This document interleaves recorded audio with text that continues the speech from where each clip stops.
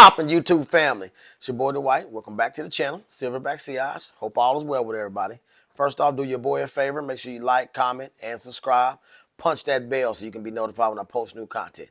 Now, today I'm probing off into a house that I haven't really spoke about much on this channel, and that's the house of Bvlgari.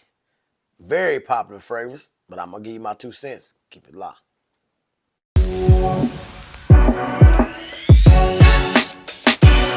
Let's get down to business. Now today, I'm bringing to the channel my 2 cents on the very, very popular, especially within the fragrance community, fragrance Bvlgari Tygar, or Bvlgari, however you want to say it, Tygar. Got a lot to tell you about this one. Let's go ahead and give it a spray first.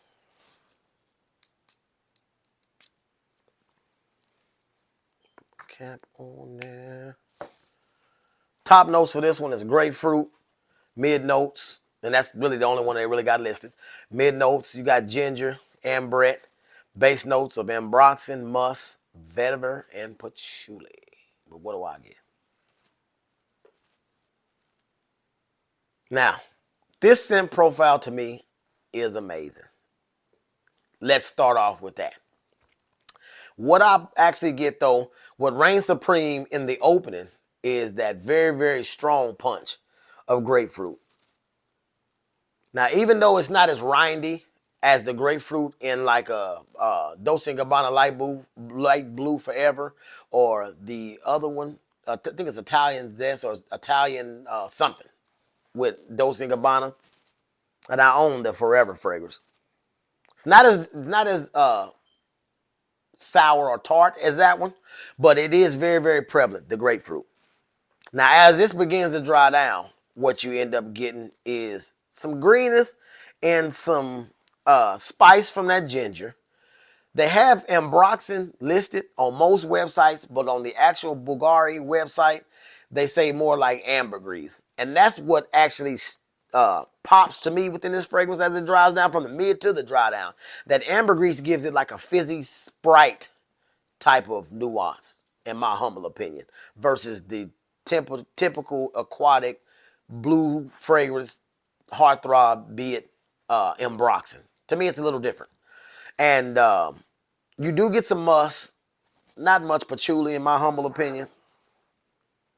But needless to say, it smells amazing. But Bvlgari is asking at retail $400 before taxes for a 100 ml bottle of this fragrance right here. And then when I sit and think that I already own Dolce & Gabbana Light Blue Forever, that has a rindy, more of a rindy interpretation of grapefruit, but still equally as strong in that opening with that. I own plenty of things that have ambroxan in them, not as much ambergris, beside like your Aventuses of the world, so to speak. And I keep going back to this scent profile, and I'm saying, Dwight, the bottle's amazing. The scent smells great. Is it worth $400? And that's where I had to put the brakes on when I smelled this in Jacksonville. To me, it's not a $400 scent profile. I mean, I've smelled lots of things at this point in my journey of fragrance shopping and testing and even being sent fragrances from different companies. And I've encountered a lot of different scent profiles. To me, they haven't invented the wheel with this grapefruit and this fragrance right here with just an ambergris / green dry down, spicy dry down. And I would have to say I can't justify spending $400 on this scent profile. Because in my humble opinion, it's not unique enough. It's not like they're the first fragrance house to put grapefruit in there. I mean, you got Bleu de Chanel, Dolce & Gabbana. I mean, all the citrus fragrances out there that decide to deviate from lime and lemon normally pitch in some grapefruit. Now, does this smell good? Yes. It smells amazing. Let me rephrase that. It smells amazing. Is it worth sampling? Absolutely. Is it worth $400? I would say no. To me, I couldn't see myself spending much more than $250 or so for this bottle, and that's kind of pushing it. Do I like it enough to ever have it in my collection? Right now, I might say no because of that price tag. I like the scent profile, but there's so many other things that I feel I can buy, especially off of discounters. For the example, for $400, I can get me 3, if not be well on my way to 4 different discounted bond number 9s. I can get 2 to 3 Creed fragrances, at least the 50 mils for $400. I mean, endless Middle Eastern fragrances. I can almost buy most of them combined for $400. When I'm talking spending $400, I mean, you got discounted Zerjoff, you got discounted Armoire. I mean, I can sit here and name fragrance house after fragrance house after fragrance house. And I've even tried to look this particular fragrance up on discounters so I can try to give it the benefit of the doubt. And it's very, very hard to find anything under $350 a bottle. And to me, at that price tag, at this point in my fragrance journey, I would have to say it's a no. Now, what do I rate it from scale to 1 to 10? It's a strong 8.5. Smells amazing, but there's countless clones of it, which I think I'm going to invest in one of them just to see if it tickles my fancy to the point to where this scent profile, I'm going to probably try a couple of them to see, because that might push me back in the direction of considering the bottle. But right now, knowing that there's 3, 4, 5, 10 clones out there of it, I can't give them $400 of my money right now.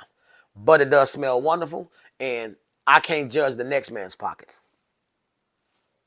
So I recommend try before you buy when it comes to all fragrances, but especially this one, because I know you've heard about it if you've been watching any YouTube videos. You've heard about this one. You also are aware that this is a prized bottle in most people's collection that went on and buckled down and bought it. But most people that I actually watch on a regular basis went on and got them some clones of it. And I know they have the funds or the means to be able to get the bottle, but I think they feel the same way I feel, that just a little bit of pop of grapefruit with some ambergris, a little bit of a fizziness doesn't really warrant a $400 price tag. So get you a sample before you just go in there and blind buy this thing right here. I do like it. Rated really, really high. I say about an 8.5, might even be headed off into an 8.75 as far as the scent profile, but they didn't invent the wheel.